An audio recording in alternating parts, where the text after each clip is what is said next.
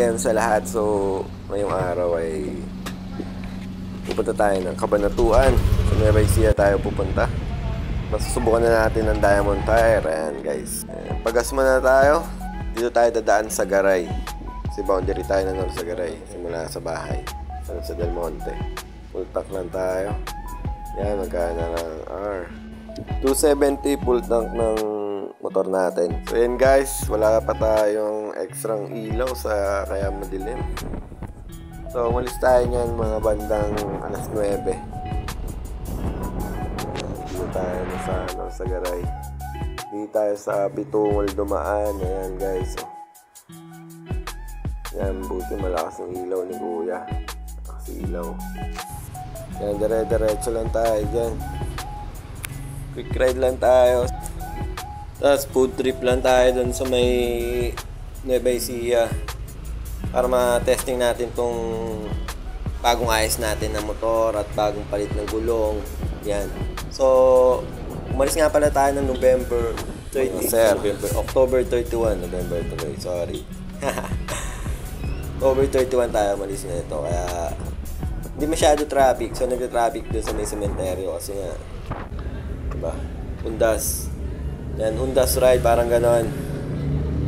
So yan, after noon, nandito na nga tayo sa may crossing dito sa bypass. Yan, kakanan na tayo. Ayan nga, umana na tayo. Kasama na natin si Boss Emerson.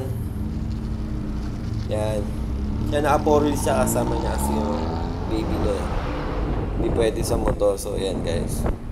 Dala niya yung Alto niya. Ayan, dala ko si Viperos. So yun guys, dito na kami sa bypass. So dito medyo madilim. Dire-diretso na kami guys. Tuloy-tuloy lang ang biyahe. Ride safe. Maganda yung Diamond Tire. Makapit naman siya dun sa bandang Garay. Medyo hindi maganda yung daan. Kahit pangit yung suspension natin. Ayan, medyo maliwanag na dito sa bypass. So makapay na kami dito kasi wala masyado sa bike gusto mag-ride ngayon. So sa lahat na mag-ride lagi tayo guys. So ayan guys, biglang lumiwanag talaga diba? Ayan, nakalabas na tayo sa bypass. Miguel Bulacan na tayo. Alagpas na. So yan, pasok na tayo sa Nueva Ecija. So maraming pasok tayo ng Nueva Ecija. Yes. So yun.